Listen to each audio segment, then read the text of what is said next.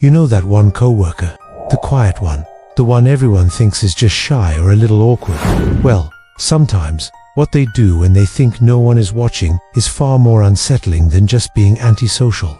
Our first story comes from a guy named Anthony, who used to work the closing shift at a mid-sized supermarket. It was your typical, run-of-the-mill store blinding fluorescent lights, cheap linoleum floors that squeaked, and aisles that always carried a faint scent of cardboard and overripe fruit. It was the kind of place where the intercom would crackle to life like it had some ancient, forgotten secret to tell you. Anthony said most of his co-workers were decent people, tired, definitely underpaid, but generally friendly. All of them, that is, except for one guy, Evan. Now, Evan wasn't overtly creepy at first, just off. He barely spoke to anyone, he never made eye contact, and he walked with this heavy, plodding gait, like each step was a personal insult to the ground. He had a strange habit of always volunteering for the late-night cleaning shift. You know, the one where they dim most of the lights, and the store transforms into this eerie, half-awake maze. Everyone just assumed he was a loner who preferred working by himself. It turns out, he liked something else entirely about those late, quiet hours. One night, Anthony decided to stay late to reorganize the entire frozen aisle, a massive, tedious task he'd been putting off. This meant he and Evan were the only two employees left in the entire building. The manager had already locked the front doors and gone home, trusting them to finish up and lock the back entrance. It was around 11:30 p.m. when Anthony realized something was wrong. He hadn't heard Evan at all for a while. Normally, Evan was noisy. You'd hear him stomping around, pushing heavy cleaning carts, slamming brooms against shelves, and muttering angrily under his breath. But tonight, the store was completely silent. It was a heavy, unnatural silence that made the low hum of the refrigerators sound deafening. When Anthony finally stepped out from behind the towering glass doors of the freezers, he noticed a light on in the back storage hallway, a long, narrow corridor that employees rarely ever used. It led to a cramped room filled with seasonal junk and random overstock. The door to this room was cracked open just a sliver. Curious, Anthony called out, "Hey, Evan, you good back there?" No response, not a sound. He crept closer, thinking maybe Evan had headphones in or something. He called out again, a little louder this time. Still nothing. As he reached the door, he gently pushed it open a little wider, and his heart immediately dropped into his stomach. Inside the dimly lit storage room, Evan was standing perfectly still, facing the corner of the wall. Just standing there, not moving, not cleaning, not talking. Just staring at the bare concrete wall, as if he was being punished in time out. His shoulders were rigid, his posture was tense, like he'd been frozen in that exact position for a long, long time. Anthony's voice came out as a strained whisper, "Dude." Still nothing. Evan didn't even flinch. Anthony took another cautious step forward, and the old floorboard beneath his foot let out a loud, drawn-out creak. That tiny noise was all it took. Evan's head turned not quickly, but with a slow, robotic, unnatural movement, like a malfunctioning animatronic from a cheap horror movie. But what truly freaked Anthony out wasn't the slow, creepy turn of his head. It was the look on his face. Evan's expression wasn't blank or vacant. It was intensely focused. He looked like he had just been in the middle of a very deep, very serious conversation with the wall. And the wall had just told him something incredibly interesting. His eyes were wide, but not with surprise. It was a look of profound concentration. Before Anthony could process what he was seeing, or even think of what to say, Evan suddenly broke his trance. He walked straight past Anthony, not even acknowledging him, and pushed the storage room door shut with so much force that the entire frame rattled. Then he just continued down the hallway as if nothing had happened. Anthony didn't say a word. He couldn't. His throat felt like it had shrunk to the size of a drinking straw. He just stood there, his mind racing, trying to make sense of what he'd just witnessed. He quickly finished his work, locked up, and practically ran to his car. The next day, Anthony nervously approached his manager to tell her about the bizarre incident. He expected her to be shocked, or at least concerned, but she didn't even look surprised. She just let out a long, tired sigh and said, "Yeah, Evan has these moments. Just, try to stay out of the storage rooms when he's on shift. Moments. That was it. That was the official policy for dealing with an employee who has intense, silent conversations with inanimate objects in dark rooms." Anthony was floored. But the real, terrifying twist came about a week later. 2 police officers showed up at the supermarket during the day shift. Evan wasn't at work that day. In fact, he never came back to work again. The officers began searching the back storage room and the small, cluttered back office. It turned out that Evan had been using those late, solitary shifts for a much darker purpose. He was stealing customer information, credit and debit cards left behind at the service desk, receipts with full bank details printed on them, even personal contact information from old, forgotten membership forms stored in filing cabinets. He had notebooks, thick, spiral-bound notebooks filled with pages and pages of stolen data, names, addresses, phone numbers, and strings of financial information. But here's the part that made Anthony's blood run cold. Sprinkled throughout the notebooks were detailed drawings, not just random doodles, but drawings of certain employees, including Anthony, and they weren't just sketches or portraits. They were twisted, distorted drawings of their faces, marked with strange lines and symbols carved across their features, almost like some kind of ritualistic marking. The police never fully explained what the symbols meant, or why Evan spent that night standing in the corner, whispering to a concrete wall. They only repeated the same chillingly casual advice the manager had given Anthony before. Don't follow him into dark rooms. It leaves you wondering, who was he really talking to in that corner? And what would have happened if Anthony hadn't made that floorboard creak?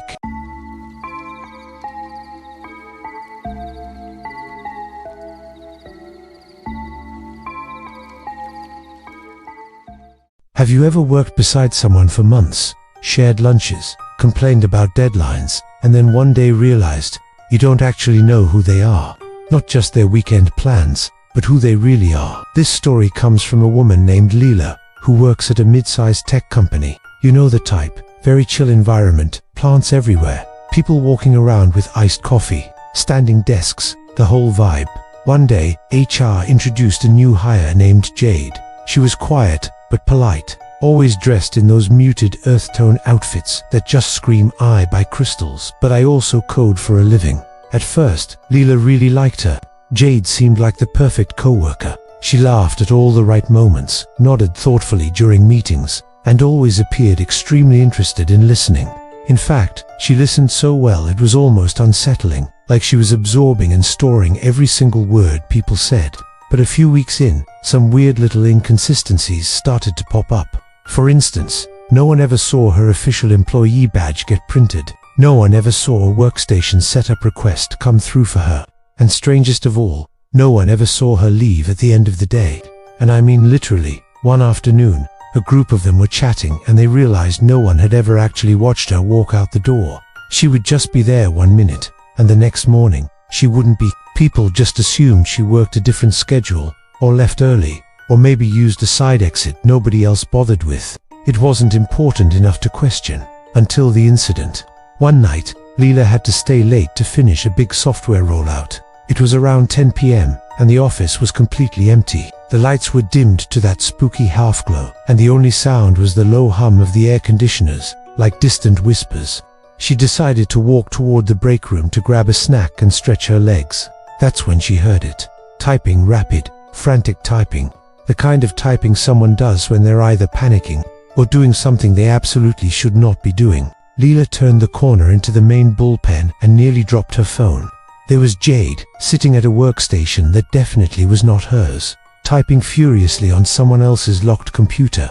A computer that should have required a password to even wake the screen. But the screen wasn't locked anymore. It was wide open, completely accessible, as if Jade already knew the login credentials. Leila took a hesitant step closer and managed to say, hey, what are you doing? Jade stopped typing. Slowly, her fingers hovered just above the keyboard, not in a guilty way, but more like she was annoyed at being interrupted. Then, she turned around and smiled, but her expression didn't match her eyes. The smile on her lips was warm and friendly, but her eyes were cold, calculating. She said, "Just catching up on some things I missed today." Her voice sounded perfectly normal, almost too normal, like she had rehearsed that exact line. Layla tried to laugh it off, to make the moment less awkward, but something deep in her gut was screaming that she was in danger, that she shouldn't be there. She mumbled something about getting back to work, and practically ran back to her desk. When she finally packed up and left the office that night, She kept glancing over her shoulder, completely convinced that Jade was following her. She wasn't, but the feeling of being watched lingered all the way home. The next morning, everything exploded. The entire company received an internal email from HR. It was short and severe, saying that Jade had been terminated effective immediately and that all employees should report any suspicious activity involving unauthorized access to secure data. People were immediately confused. HR never sends such vague, alarming emails. Something serious had clearly happened. And then, the security footage started making the rounds, not leaked online, but passed quietly among certain employees through internal chat. The cameras showed Jade entering the building at 5 a.m., long before anyone else, using an old master keycard that belonged to an employee who had worked at the company for years. Then, the footage showed her sitting at different employees' desks, one by one, accessing their files, reading their private emails, and even plugging small, unmarked USB devices into their computers. But here's the part of the footage that made everyone's blood run cold. She talked to herself, constantly. She was whispering, but it wasn't frantic, unhinged whispering. No, it was calm, deliberate. It looked exactly like she was repeating instructions that someone was giving her through an invisible earpiece. She would whisper, nod, type, and then move to the next station. The company, now in full panic mode, tried to trace her back to her point of origin. When HR called the hiring agency that had supposedly recommended her, the agency said they had never, ever sent anyone by that name. There was no record of her, no resume, no application, no digital footprint, nothing. She didn't exist in any official system except for the eerie office footage and the memories of the people who worked with her for months. To this day, no one knows what she was after. Was it corporate espionage? Was she stealing personal data? And who was she working for? Who was the voice on the other end of that invisible earpiece? And perhaps the creepiest question of all, why did she make a point to never let anyone see her leave the building? It was as if she wanted to maintain the illusion that she wasn't quite real, a ghost in the corporate machine who could vanish as easily as she appeared.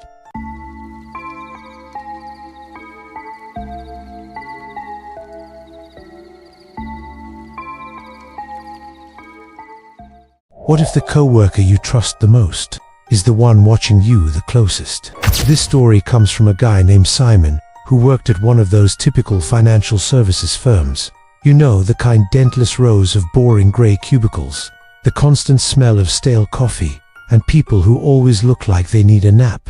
His neighbor in the cubicle right next door was Melissa. She was the ideal office buddy. She was friendly, had a great sarcastic sense of humor, and most importantly, always had snacks to share. She joked with him all the time, sent him funny memes, and genuinely seemed to care about how his day was going. She even offered to help him with those tedious spreadsheets that everyone hated. On the surface, she was the definition of a normal, friendly coworker.